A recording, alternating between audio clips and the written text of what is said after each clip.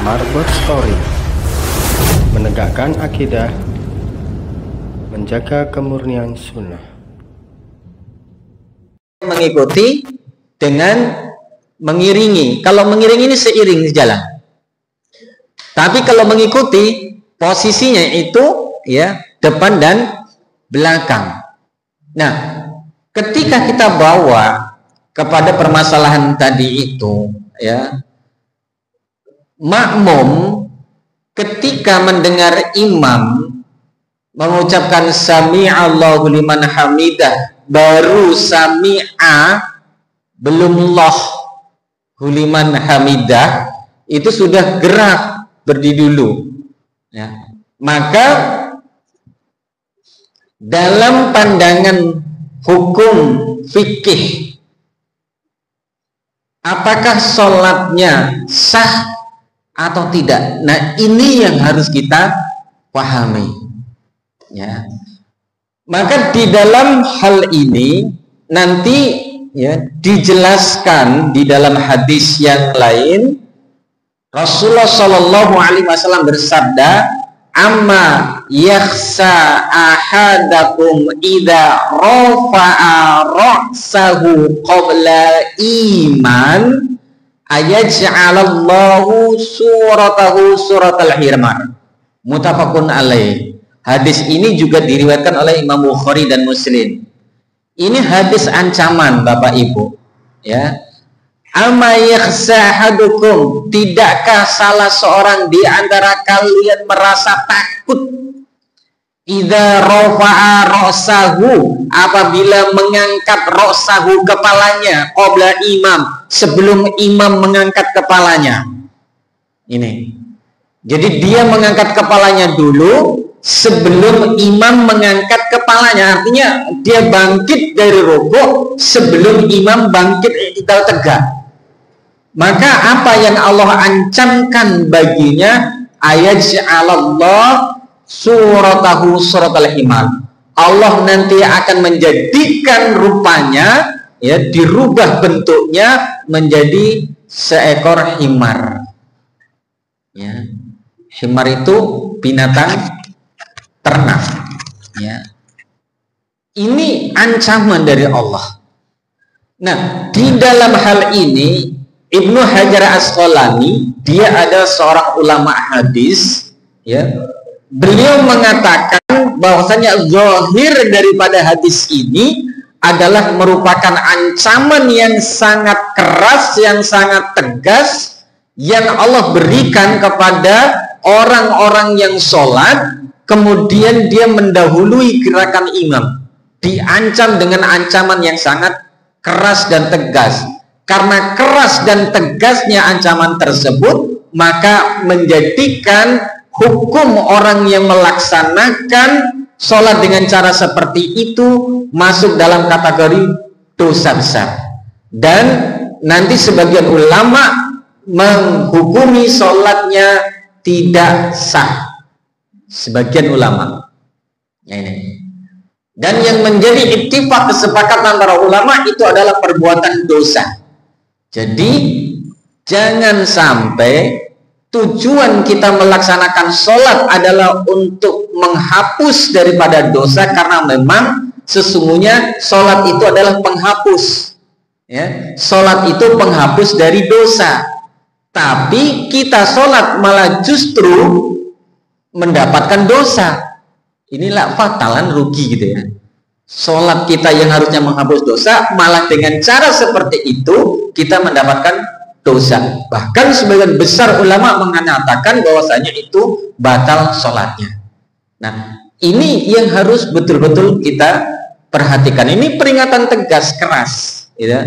Sebagaimana ya nanti banyak hadis yang sifatnya itu menunjukkan peringatan keras, sebagaimana orang yang duduk, ya, ketika ziarah kubur atau mengantarkan jenazah ke kuburan, kemudian kita dilarang untuk duduk di atas nisan, di atas kuburan saudara kita, di atas nisannya. Di situ dijelaskan barang siapa duduk di atas bara api itu lebih baik daripada kita duduk di atas nisan kuburan saudara kita. Ini ancaman tegas pula.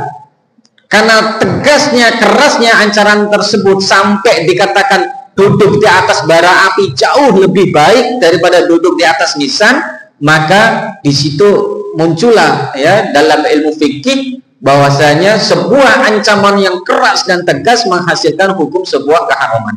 Maka hukumnya haram, diharamkan untuk duduk di atas nisan. Jenengan, utamanya bapak-bapak ini, ketika ada saudara kita meninggal kemudian kita mengiringi jenazahnya sampai di kuburan, ya, maka adab-adab kubur kita harus laksanakan, ya.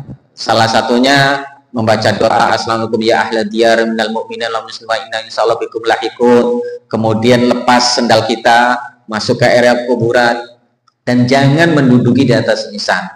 Nah, ini itu berupa ancaman. Nah, artinya ancaman seperti ini semakna dengan ancaman tadi itu, orang yang melaksanakan sholat kemudian dia bangkit dari rukuknya sebelum imam itu i'tidal lurus, dia sudah duluan, maka diancam oleh Allah akan dirubah ya, rupanya ya dengan perubahan himar. Dan ini juga masuk dalam kategori pencurian, karena nanti pencurian dalam sholat itu juga bukan haram.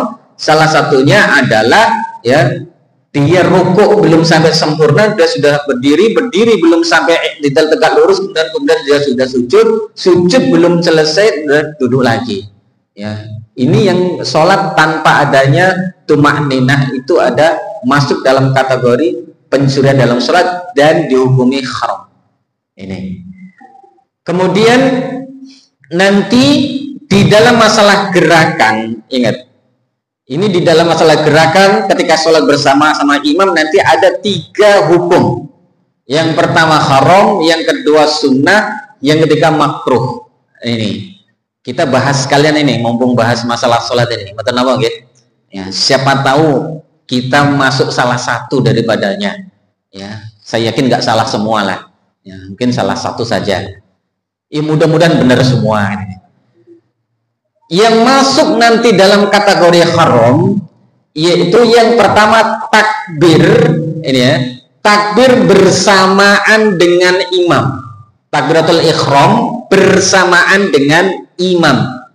Jadi ketika imam Allahu Akbar, kita sama-sama, tidak nunggu selesai, jadi sama-sama Allahu Akbar.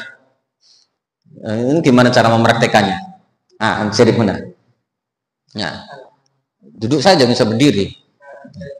Ya, ikutin ya, samaan bersamaan. Ini imam, ini kan makmum ngelihat imam ini, imam sudah angkat tangan ya, ayo mulai Allahu Akbar. Ini samaan, ya.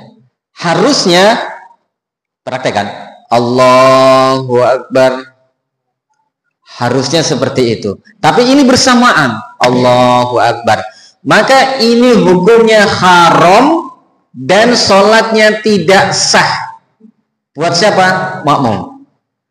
Ini. Karena ini sholatnya jamaah, kecuali dia sholat sendiri. Ini sholatnya nggak sah karena bersamaan. Ini yang haram ketika melakukan gerakan bersamaan dalam sholat ketika takbiratul ihram. Tidak semua gerakan lah ya. Khusus untuk takbiratul ihram itu kita tidak boleh ya mendahulunya, ya. Atau menyamai, ini sama nggak boleh.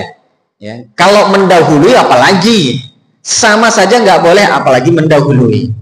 Nah, kemudian gerakan yang bersamaan sama dengan imam yang dihukumi sunnah adalah ketika imam mengucapkan waladhdallin, kemudian imam mengucapkan amin, imam bersamaan dengan imam amin. Aminnya kita sama bersamaan dengan aminnya imam, maka itu hukumnya sunnah. Nah, ini.